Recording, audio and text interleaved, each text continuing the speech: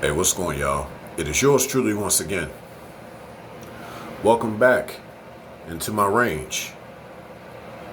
And for those who are lone wolves like me, hopefully you have been treading well lately. It seems to me that a lot of people really misunderstand lone wolf. I'm going to break this down into somewhat of a series. I say somewhat because it won't have the same title, but it may have the same words in that title. So anytime you see Lone Wolf in the title of the video, just know that I'm trying to break this down little by little, but not necessarily making it a series. I just had something I quickly wanted to get out while it was on my mind, and because I don't take notes, it's on my mind. This is a part of me. I didn't have to read up on these things, I make observations of wolves, yes, to confirm what has already been within me. But and I'll talk more about that as time goes on too, by the way.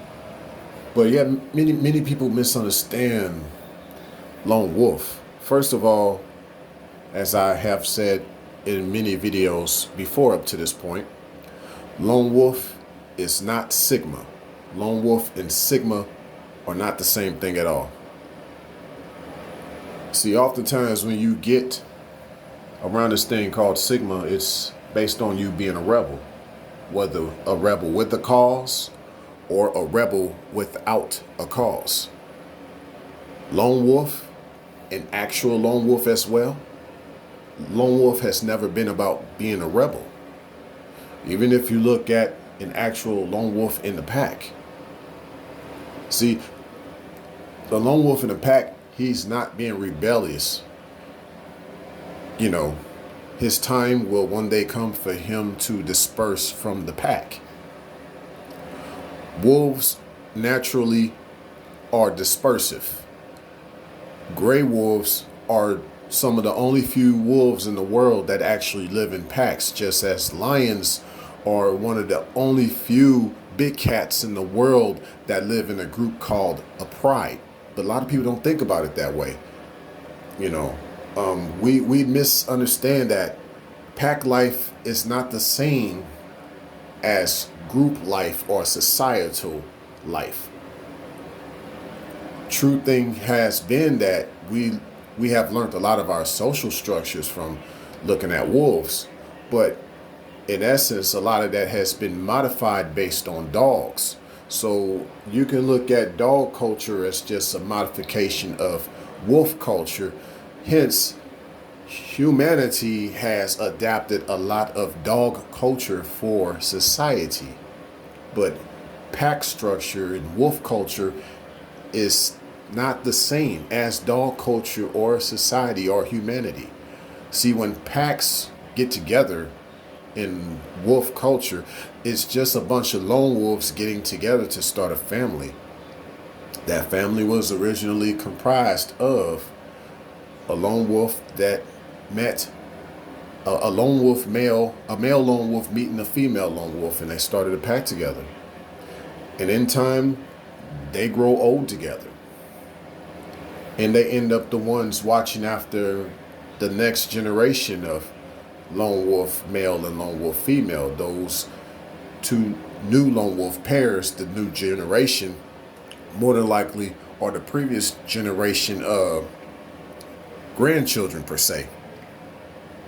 Because the elders of the pack serve an important role of rearing up the pups when the younger wolves are going out to hunt. So that's the purpose of that. So there really is there's no alpha male, alpha female structure within the wolf pack. There's none of that.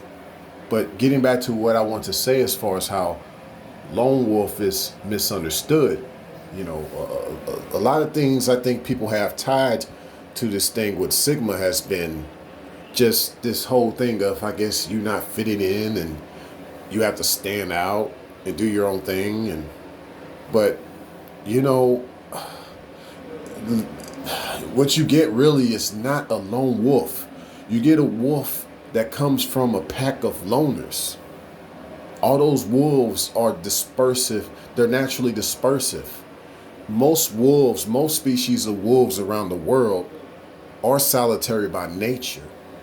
And even amongst the most social species of wolves on the planet, the gray wolf, how they live in a pack, actually most of the time gray wolves hunt alone. They only come together to hunt larger prey, but most of them actually hunt by themselves. They come together as a pack to hunt the big prey and to raise up the pups. That's the purpose of the pack. It's totally different than what we have come to know as far as the social structures based on dog culture. You know, society is just a mirror split image of dog culture, not wolf culture. So all I'm really trying to say as far as the misunderstanding and the misinterpretation of lone wolf is that lone wolves never rebel. They work within a pack structure, and then eventually they walk away from the pack structure because their time has come to do so, but not because they have been rebellious or they want to rebel against the pack. That's never been the case. So for those spiritual beings living out this human experience who identify with the lone wolf mentality, not what people who call themselves Sigmas have equated to lone wolf mentality, but those who identify with lone wolf mentality in the wild are those who are truly an enigma. You know, the way you can be amongst a pack structure, but yet you walk away to still live on your own without the pack, because the pack actually, they are all basically the same way as you are. They are like-minded people that are coming together, basically like-minded wolves that have come together. And one of you all will have that time when you will need to walk away from the pack to start a new pack. And that's really what wolf culture is. It's a very enigmatic way of living as animals per se. And I think with gray wolves, they take that a step further by including the pack structure. But all of them gray wolves are just a bunch of lone wolves coming together as a pack, you know.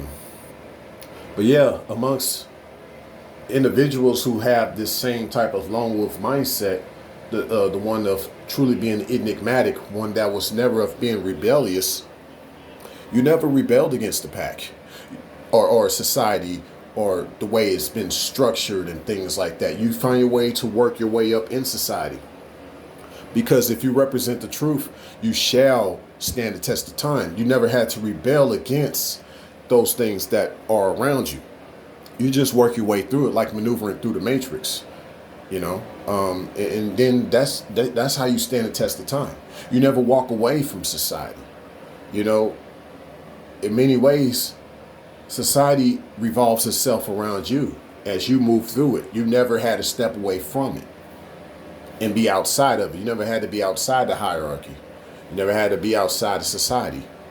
You move within it, just like a lone wolf per se moves within the pack. But the pack itself is just a bunch of loners, a bunch of wolves that are lone wolves. They come together as a pack. So everybody kind of knows what's up, you know, within that pack. And when it's time for that one young wolf to finally be a lone wolf. See, what I want to end y'all with, just to kind of start off with this whole misunderstanding of Lone Wolf series per se, is look at it this way.